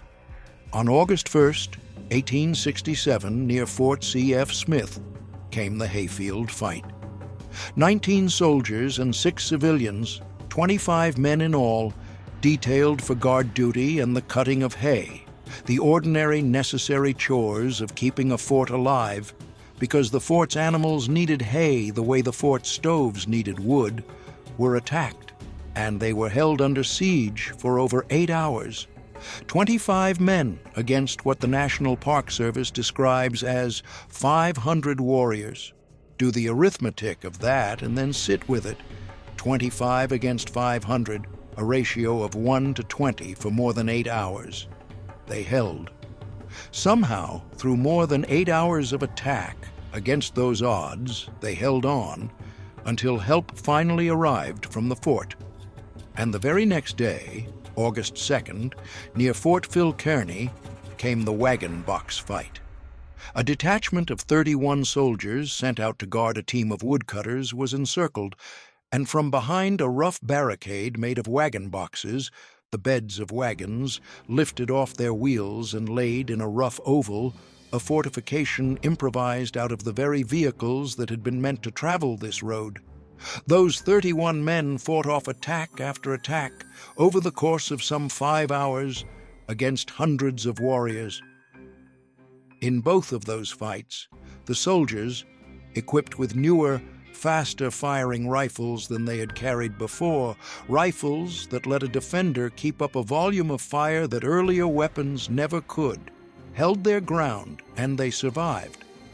But survival was the absolute most that either fight could honestly claim. Look hard at what those 2 days actually were.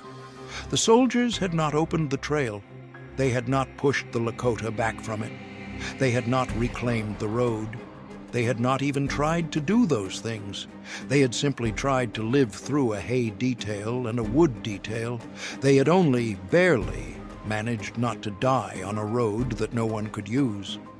2 desperate defensive stands, fought back to back, and the very best outcome either one could produce was that most of the men in it were still breathing at sundown. This was the war into which John Bozeman rode in the spring of 1867. By then, the trail that carried his name had become one of the most dangerous places on the entire North American continent. A corridor of burned-out hopes and abandoned ambitions, running between 3 forts full of frightened, deteriorating, isolated men. And John Bozeman, the man who had widened the road, the man whose name the whole bloody business now carried, was traveling that road on a piece of entirely ordinary business. He was riding toward Fort C.F. Smith, the loneliest and most cut off of the 3 forts, to secure a flour contract. A contract for flour. He was accompanied by a single partner, a man named Tom Cover. 2 men, on the most dangerous road on the continent, riding toward the loneliest fort on it. On April 20th, 1867, somewhere along the Yellowstone River, John Bozeman died. He was 32 years old. And here is where the historical record refuses to hand us a clean ending, and where honesty requires admitting that plainly, openly, rather than papering the gap over with a dramatic flourish. Because we do not actually know with certainty who killed John Bozeman, or why. The story that Tom Cover told was straightforward enough. He reported that the 2 of them had been attacked by a band of Blackfeet and that Bozeman had been killed in that attack. That was the account that went into the first histories of the trail, and for a long time it stood, but it did not stand unchallenged forever. Some historians came, over time, to suspect that John Bozeman was not killed by the Blackfeet at all, that he was killed by Tom Cover himself, by his own traveling companion, the one other man who was there. Others have pointed to an even more specific theory, that the killer was a man named Thomas Kent, said to be a henchman of the pioneer Montana rancher Nelson Story. And there is one more thread tangled into the knot, and it is a strange and human one. John Bozeman, by some accounts, had a habit of flirting with married women, and some have theorized that he was murdered in revenge, that the flour contract and the Yellowstone River had nothing at all to do with the real reason he died, that it was something far more personal and far older than business. The truth is that the end of John Bozeman's life remains a genuine subject of debate among historians to this very day. We can tell you with full confidence that he died on that river, on that date, at the age of 32. We cannot tell you with the kind of certainty that this sort of story usually wants and usually provides, whose hand actually did it. The man who had put his name on the road did not live to see how the road's story would end. He was buried eventually in the town that also carries his name, Bozeman, Montana, in a cemetery called Sunset Hills. But the road's own story did have an ending, and the ending was something almost entirely without precedent in the history of the United States. The war that Red Cloud had begun when he turned his back and walked out of the Fort Laramie Council in 1866 did not go the way the United States Army was accustomed to its wars going. By 1868, the situation along the Bozeman Trail had become, from the government's point of view, simply untenable. There was no other honest word for it. The emigrants were gone. Civilian travel had ended after the Fetterman fight, and it had not come back. The families who had once read Campbell's guidebook by lamplight and planned their supply lists were not coming, because the news of what the trail had become had traveled back east as surely as the wagons had once traveled west. The soldiers were sequestered behind their fortress walls, unable to move freely through the very country they had been sent there to guard. The native nations showed few signs of easing their pressure on the road or on the forts. The army held 3 forts at enormous expense, 3 garrisons to feed, to supply, to reinforce, to pay, and it controlled almost nothing in between them. The trail it had built those 3 forts to protect had become a road that no one could use. Not the families, not the freighters, and not, in any real and meaningful sense, the soldiers themselves. Step back and look at the whole arrangement from a distance, the way the government in Washington was finally being forced to look at it, and the absurdity of it becomes total. The forts were not protecting a road.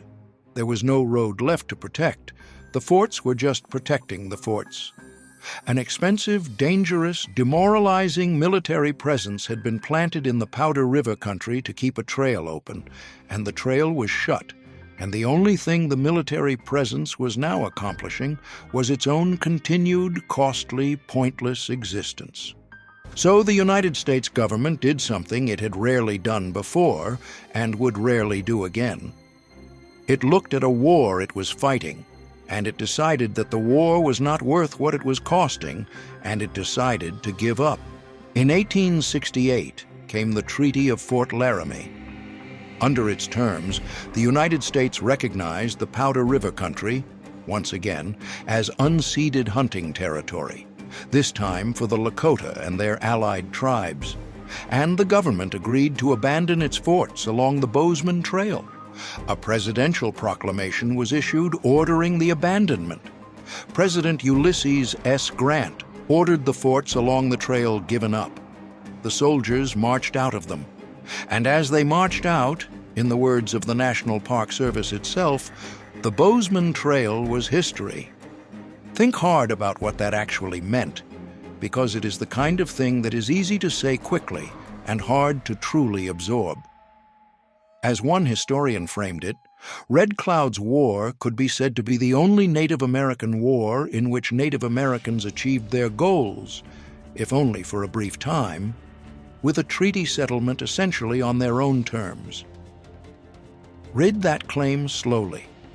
The only one.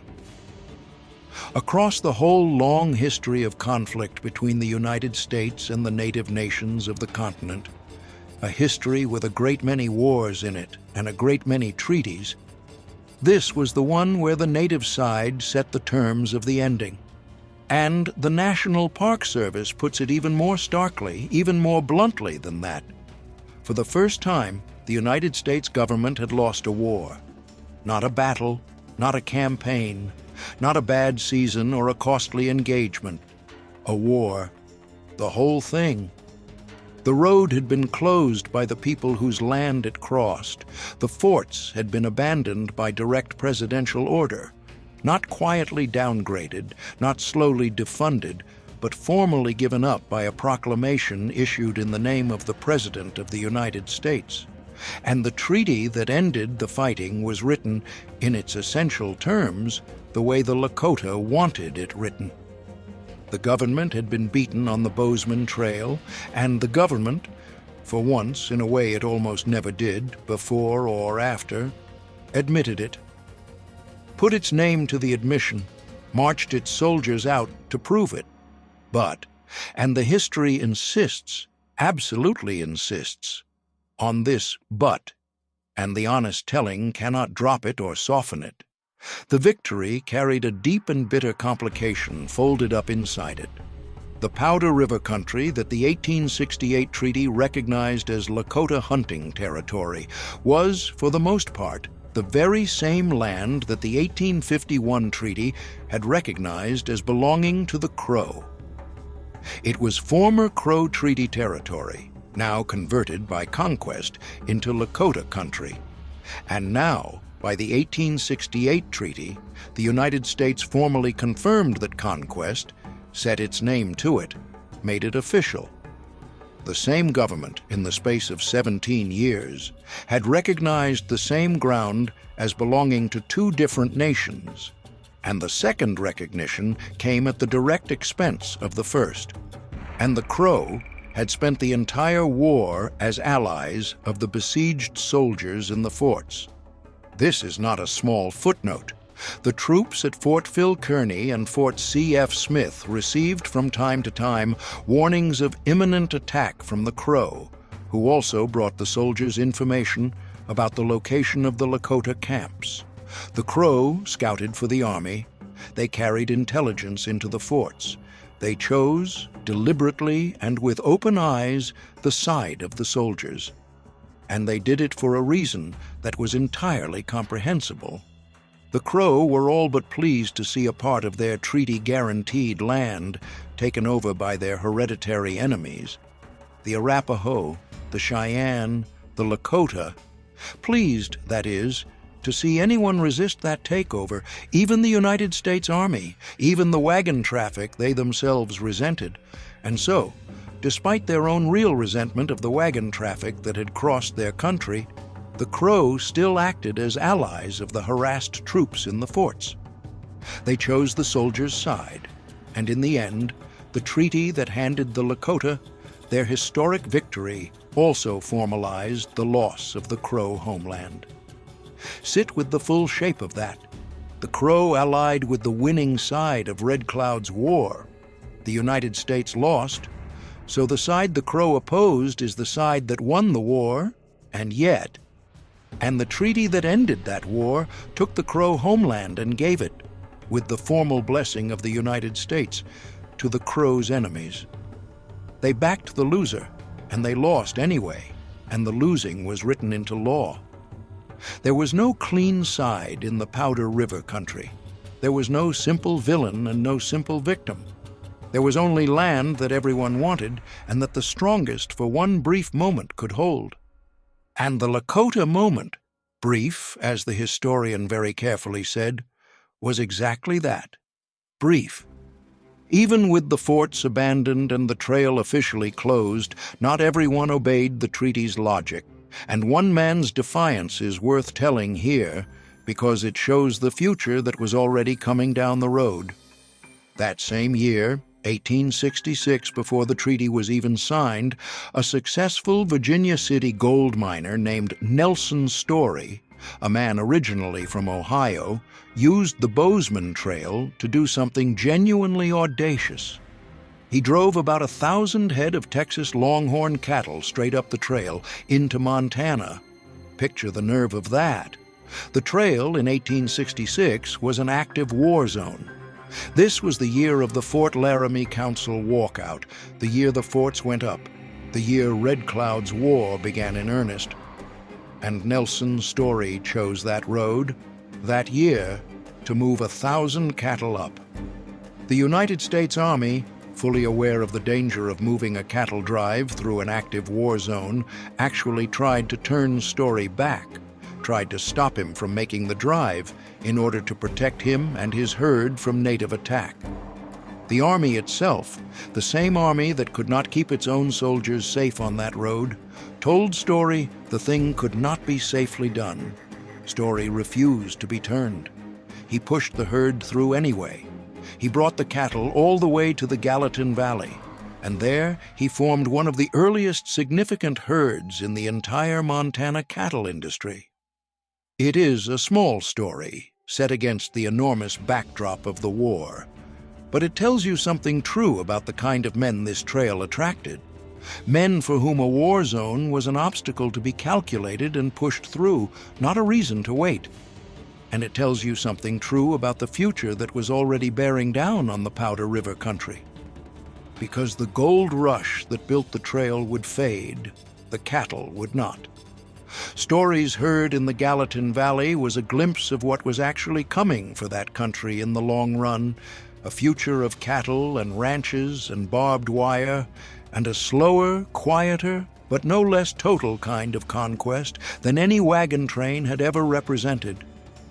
The larger reversal came faster than anyone standing in the year 1868 might have guessed it would. The treaty held for only a handful of years. By 1876, following the Black Hills War, the great conflict that grew directly out of the discovery of gold in the Black Hills and the flood of miners that poured in after that discovery, the United States Army reopened the Bozeman Trail. Look at the mechanism of that undoing, because it is the same mechanism that built the trail in the first place. Gold. Gold was found in the Black Hills, country that the 1868 treaty had set aside for the Lakota, and the discovery of that gold pulled miners into it the way the Montana strikes had pulled emigrants up the Bozeman Trail a decade before, and the government that had signed the treaty proved entirely unwilling or entirely unable to keep its own citizens out of the ground where the gold was.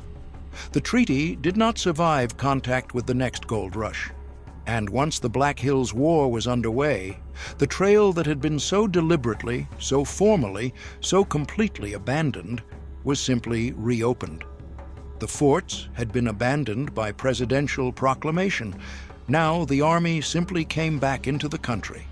It continued to use the trail through its later military campaigns against the native nations, and it built a telegraph line along the route, strung wire down the corridor, wired the country into the rest of the United States, made the road a permanent thing in a way no wagon train ever had. The victory that Red Cloud had won, the closed road, the abandoned forts, the burned way stations, the treaty settlement written on Lakota terms, the only war the United States ever genuinely lost to a native nation, all of it was undone within about 8 years of having been achieved. 8 years. The historian who described the Lakota's achievement was careful, every time, to attach that one small word to it, brief. And the 8 years between the treaty and the reopening are what that word was protecting. The brief time that the historian spoke of was exactly, precisely that. Brief. So what happened to the people in this story? History owes them at the very least an accounting, a reckoning of where the road left them. John Bozeman, as we have already said, was dead at 32, killed on the Yellowstone River in 1867 under circumstances that historians still genuinely argue about, and buried in the town that bears his name. He had widened an ancient native travel corridor, attached his own name to it, charged emigrants for the privilege of following it, and died on it before the road was even 4 years old. Think about the arithmetic of that life. He marked the route in 1863. He died in 1867. The trail carried his name for generations, carries it still, and the man himself was only present for 4 years of its existence. Present and then gone, before the war, his road had started, was even finished. His papers survive today, held in the archives and special collections of Montana State University. The written record of a man who marked a road and did not outlive it, preserved now in the university town that grew up in the valley he had pointed the wagons toward. Absalom Townsend, the old captain who had led one of the largest wagon trains in the history of the West through the Powder River country, who had survived the fight on the Powder River in July of 1864. Townsend lived a long life. He did the thing the trail was supposed to let people do, and then he did the thing almost no one in this story got to do. He grew old. He went back home to Wisconsin, to Lafayette County, to the lead mining country where he had started, the same country his own family had carried him into as a boy in 1827, and he died there in 1888 at the age of 77. He was buried in Evergreen Cemetery in Shullsburg, set his life beside John Bozeman's for a moment. Bozeman marked the road and died on it at 32. Townsend traveled the road and the California Trail twice before it, and lived 4.5 more decades, dying an old man in a settled town in the state where his life had begun. He had crossed the continent's most dangerous overland trails, twice to California, once on the Bozeman Trail, and he had outlived very nearly everyone else in this entire story. The man who had moved 400 people through a war zone died decades later, an old man at home in bed. Patrick Edward Connor, the officer who carried out the Bear River Massacre, the man who burned the Arapaho village at the Tongue River, campaigned against Native nations for the remainder of the Civil War, and he remained, in the eyes of much of the white public of his own time, a hero. He was promoted. He was breveted. He was welcomed back to his posts as a conquering man. The judgment of history has been considerably, and rightly, harder on Patrick Edward Connor than the judgment of his own contemporaries ever was. But he did not live to feel the weight of that later judgment.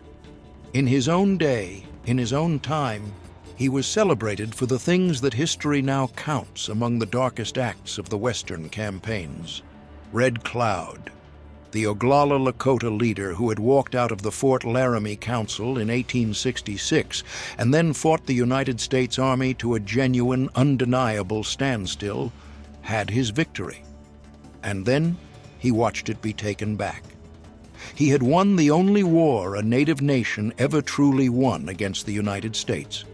And he lived long enough to see the treaty that crowned that victory dismantled piece by piece, year by year, by the very same government that had signed it.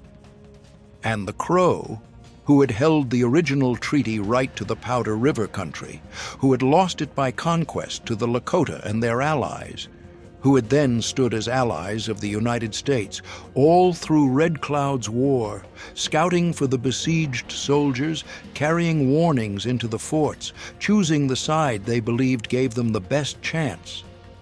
The Crow watched the 1868 treaty formally hand their hereditary enemies the recognized right to the land that had once, by treaty, been their own. For the Crow, as one historian wrote, the Bozeman Trail introduced them to a relationship with the emigrants, with the Army, with the United States itself, that would profoundly affect the tribe for decades to come. What survives today? The trail itself has not vanished from the land. There are 9 individual segments of the Bozeman Trail in Wyoming listed on the National Register of Historic Places, and 1 more segment in Montana. 10 places in all where the route has been judged worth protecting, worth marking, worth keeping. They carry names that still hold a kind of weather inside them. Crazy Woman Crossing, Powder River Station, Sage Creek Station, Antelope Creek Crossing, Hold Up Hollow. Say those names slowly, and you can almost hear the country in them. The river crossings that had to be named because they had to be feared, the station sites where a traveler could stop, the hollows where things happened that gave the ground a name. They are wagon ruts and station sites and river fords, scars cut into the high plains grass that have not yet entirely healed over more than a century and a half later.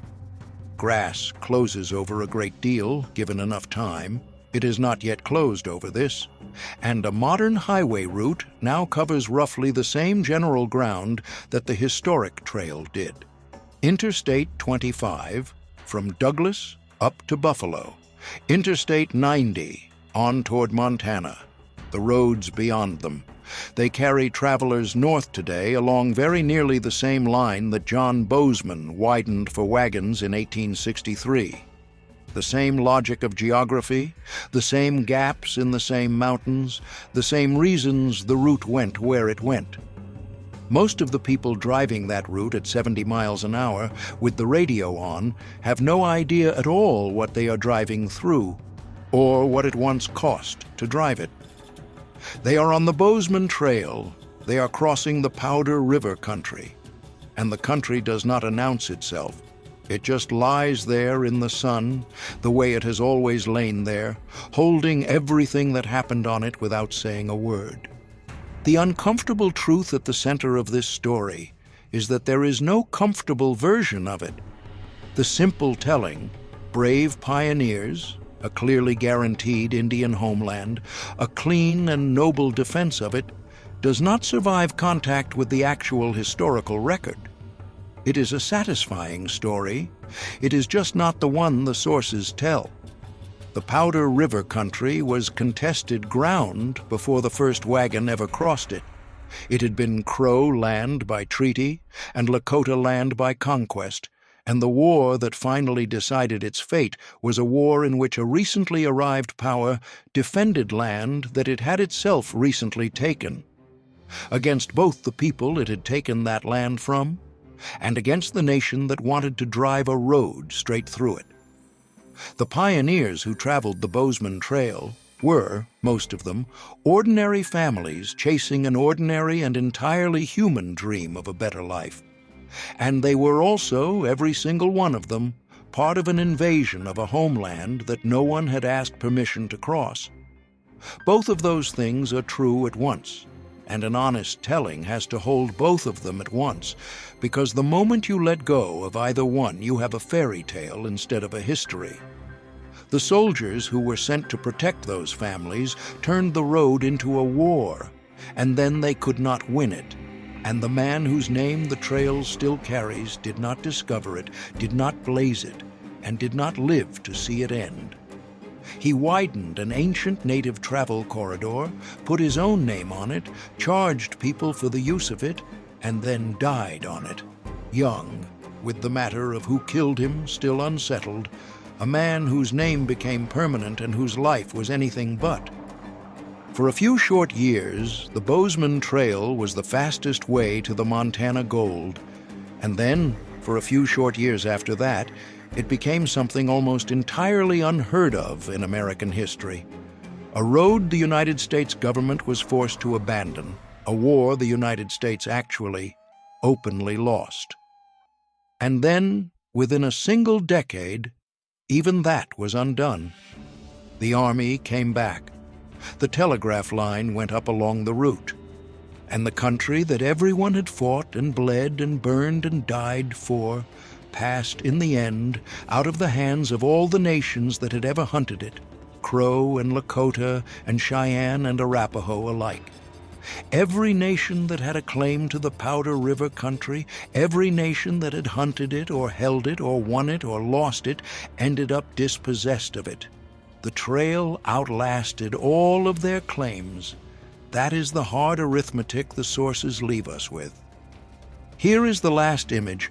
Picture the lines of soldiers marching south out of the Powder River country in 1868, abandoning Fort Reno, abandoning Fort Phil Kearny, abandoning Fort C.F. Smith, the three forts named for the Civil War, dead. Picture the gates standing open behind them, the parade grounds empty, the country going quiet around the walls. And then picture what happened on the ground behind them after the last blue column was gone over the horizon. The forts were burned, The Lakota and the Cheyenne put them to the torch.